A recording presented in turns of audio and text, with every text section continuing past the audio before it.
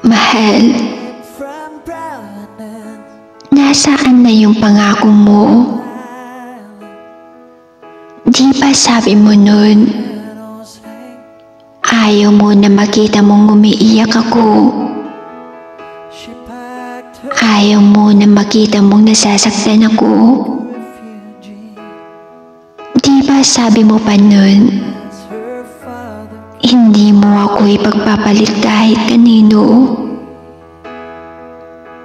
Pero ano ngayon?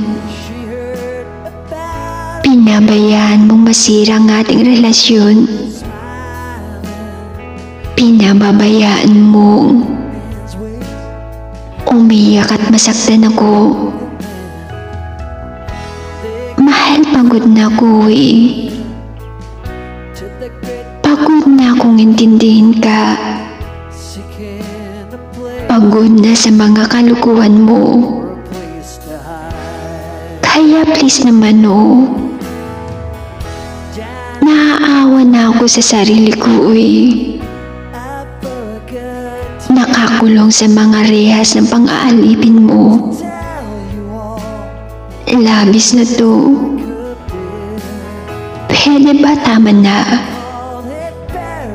Pagod na ako eh. Pagod na ako sa mga kasinungalingan mo. Pagod na ako sa lahat.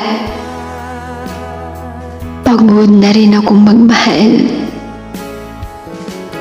Siguro nga,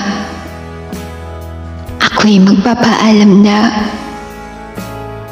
Dahil sa mga pangako mo'y hindi mo na kayang panindigan pa. Kaya pasensya na ha. Hanggang dito na lang talaga. Nasaktan mo ako ng sobra. Kaya mas piliin ko na lang ang sarili ko muna.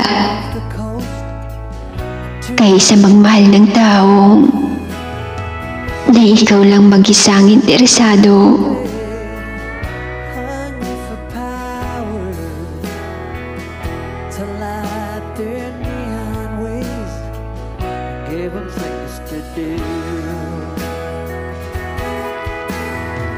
Some rich man came and ripped the land, and nobody caught him. Up a bunch of ugly boxes, and Jesus people bought him. They called it paradise, the place to be.